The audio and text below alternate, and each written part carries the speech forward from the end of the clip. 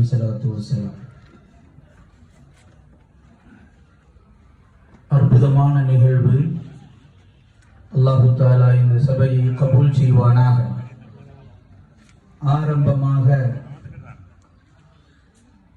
2 மூத்த குடிமக்களுக்கு நான் துஆ செய்து கொள்கிறேன்.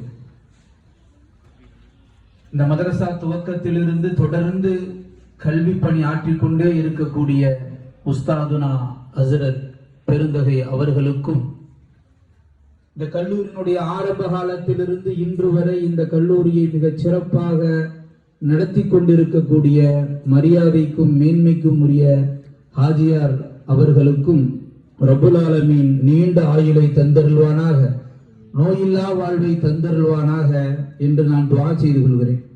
காரணம், ஒரு மனிதனுக்கு அல்லாஹ் நீண்ட ஆயுளை கொடுப்பது வரம் அல்ல. அந்த நீண்ட ஆயுளில் அல்லாஹ்விற்கு பிடித்தமான சேவையை அவன் தன் இறுதி மூச்சு வரை செய்து கொண்டிருக்கிறான் இல்லையா? அதுதான் மிகச் சிறந்த பரக்கத்தான வயது. அந்த வயதை இந்த இருவருக்கும் ரப்புல் ஆலமீன் அதிகப்படுத்துவானாக என்று ஆரம்பமாக துஆ செய்து கொண்டு, அவையிலே இருக்கக்கூடிய உலமாக்கள், சான்றோர்கள், நிர்வாக பெருமக்கள், மாணவர்கள் அனைவர்களுக்கும் இஸ்லாமிய காணிக்கையான சலாத்தினை சமர்ப்பணம் செய்து தொடங்குகிறேன். அஸ்ஸலாமு அலைக்கும் வரஹ்மத்துல்லாஹி வபரகாத்துஹு. இந்திய முஸ்லிம்களின் முன்னேற்றத்திற்கு பெரிதும் தேவை அரசியலே என்ற தலைப்பு எனக்கு கொடுத்திருக்கிறார்கள். நபி ஸல்லல்லாஹு அலைஹி வஸல்லம் அவர்கள் எப்படி நமக்கு தொழுகை கற்றுக் கொடுத்தார்களோ, குர்ஆன் ஓத கற்றுக் கொடுத்தார்களோ, திருமணம் முடிக்க வேண்டும் என்று நம்மை வலியுறுத்தினார்களோ, அதே போன்று அரசியலையும் பெருமானார் ரசூல் ஸல்லல்லாஹு அலைஹி வஸல்லம் அவர்கள் சொல்லி செய்தும் காட்டி நமக்கு வழிகாட்டி சென்றிருக்கிறார்கள். மக்காவிலே இருக்கிற வரை மிக அமைதியாக இருந்த இஸ்லாம் மதீனாவிற்குள் கால் வைக்கிற பொழுது அரசியல் தேவைப்பட்டது. அதுவரை மௌனமாக இருந்த பெருமானார் ரசூல் ஸல்லல்லாஹு அலைஹி வஸல்லம் அவர்கள் மதீனா மண் மீது கால் வைத்த பிறகு அரசியல் ஆலோசகராக, அரசியல் நிபுணராக, அரசியல் தந்திரத்தை தெரியக்கூடியவராக, அரசியல் நுட்பங்களை புரியக்கூடியவராக பெருமானார் ரசூலுல்லாஹி ஸல்லல்லாஹு அலைஹி வஸல்லம் அவர்கள் ஆகிவிட்டார். முதல்ல என்ன செஞ்சாங்க? சிறுபான்மையின் தானே, மக்காவுல பிறந்தாங்க, அது அவங்க சொந்த பூமி. மதீனா என்பது அவர்களுக்கு புது பூமி, புது நாடு, புது ஊரு. சிறுபான்மையினமாக முஸ்லிம் சகோதரர்கள் இருந்து கொண்டிருக்கிறார்கள். நபியை சுற்றி விரல் விட்டு எண்ணக்கூடிய சஹாபாக்கள் மாத்திரம் இருக்கிறார்கள். இந்தியாவிலே இன்றைக்கு நாம் சிறுபான்மையின மக்களாக இருப்பதை போல் என்று ஒரு உதாரணத்திற்கு வைத்துக் கொள்ளலாம். பெருமானார் ரசூல் ஸல்லல்லாஹு அலைஹி வஸல்லம் அவர்கள் முதலில் எடுத்த முடிவு என்ன தெரியுமா? அவுஸ் ஹஜ்ரஜ் என்று சொல்லக்கூடிய கோத்திரத்தாரை கூப்பிடுகிறார்கள். இந்தங்க, உங்களுக்கு ஏதாவது பிரச்சனை நாங்க வந்து நிற்போம்.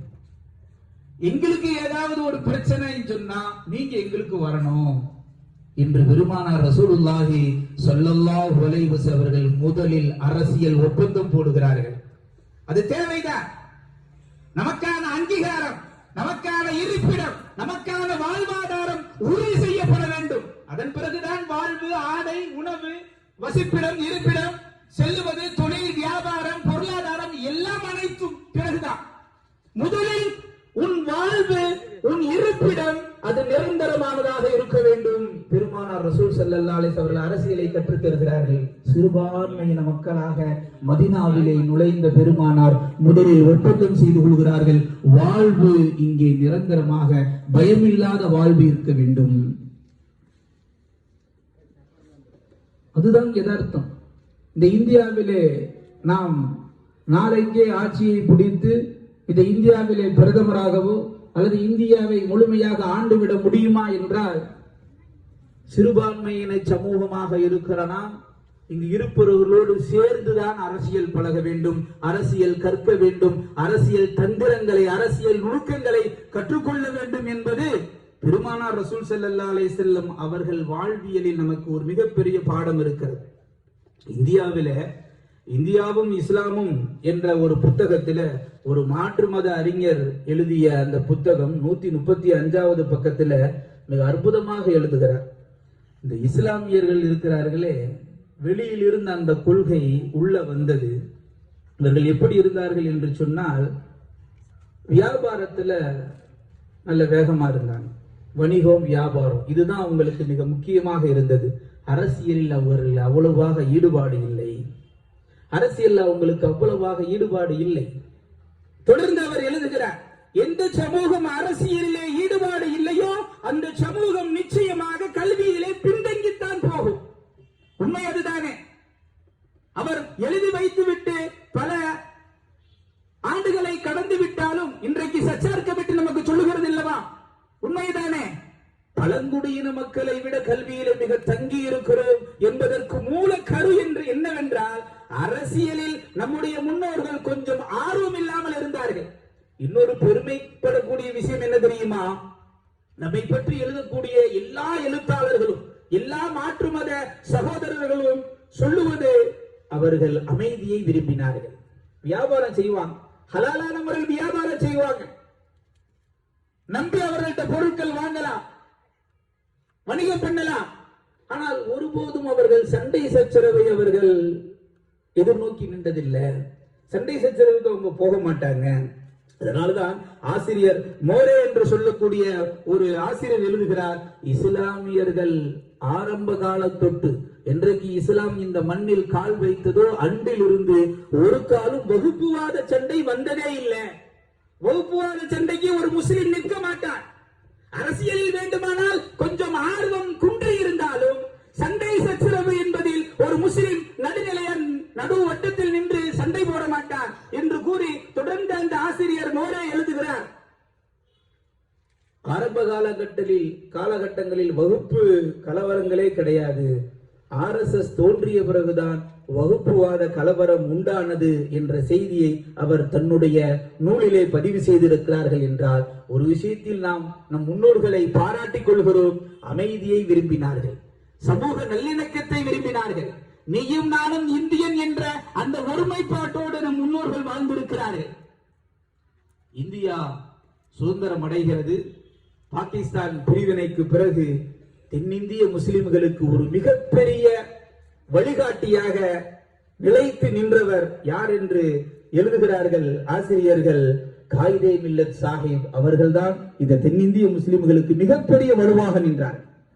மிகப்பெரிய வலுவாக எந்த அளவிற்கு என்று சொன்னால், ஒட்டுமொத்த முஸ்லிம் சமூகமும் கண்ணியமிகு காயிதே மில்லத் அவர்கள் எதை சொல்லுகிறார்களோ, எதை கை அசைக்கிறார்களோ அதை அப்படியே பின்பற்றக்கூடிய ஒரு உண்மை சமூகமாக, விசுவாசமுள்ள சமூகமாக, அறிவுள்ள சமூகமாக அந்த சமூகம் இருந்தது. இன்றைக்கு லீக் உடைந்ததோ அன்றிலிருந்து இந்த சமூகம் மேலும் மேலும் பலவீனப்பட்டு கொண்டே சென்றது.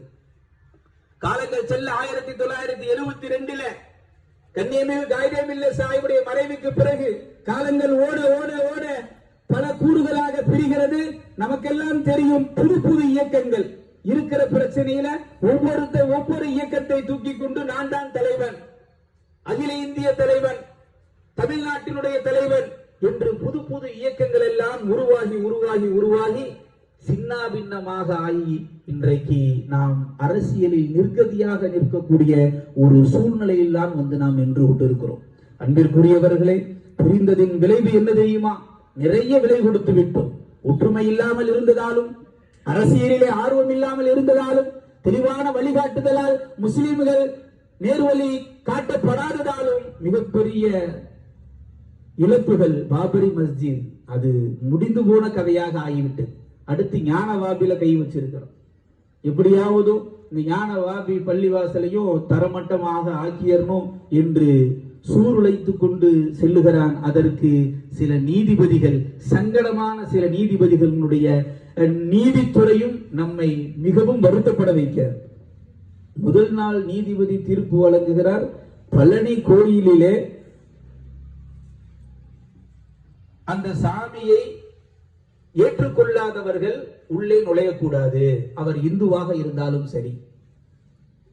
அடுத்த நாள் செய்தியிலே வருகிறது, ஒரு நீதிபதி தீர்ப்பு வழங்குகிறார். ஞானவாதி பள்ளிவாசலுடைய ஓரத்திலே சுரங்கத்தை திறந்து அதிலே பூஜை நடத்தலாம் என்று.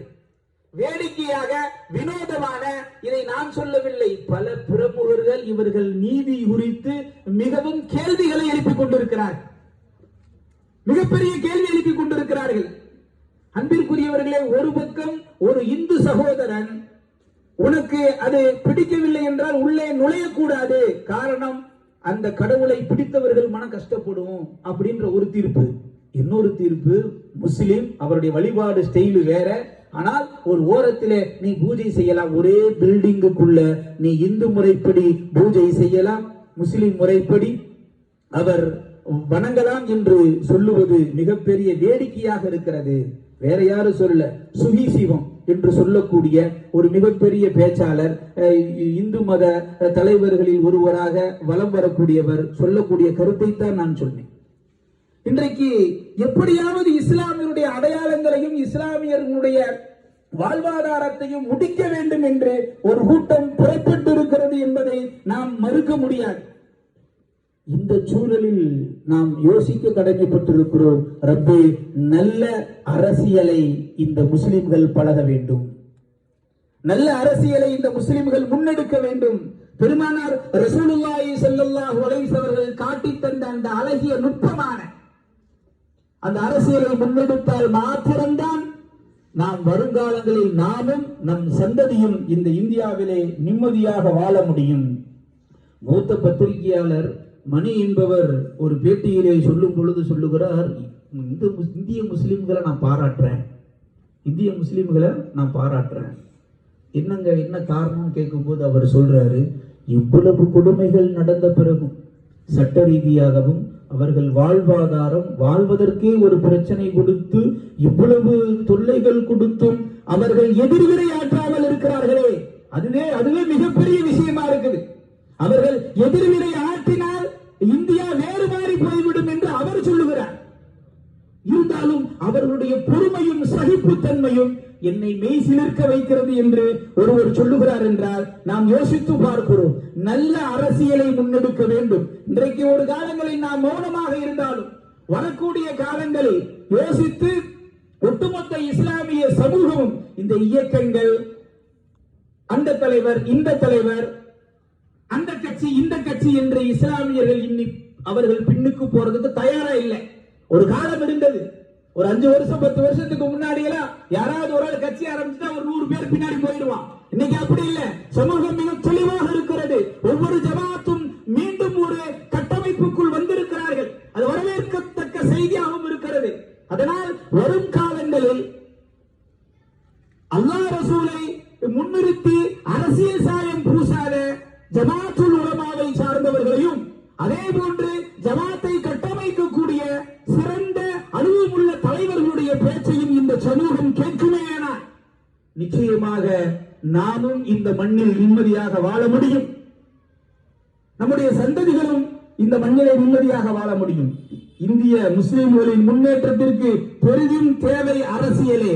அந்த அரசியலை வழிகாட்டுபவர்கள் உலமாக்களும் உமராக்களும் இருக்க வேண்டும். நிச்சயமாக அப்பேற்பட்ட நல்ல அரசியலை ரப்புல் ஆலமீன் நம் அத்துணை அவர்களுக்கும் வழங்குவானாக.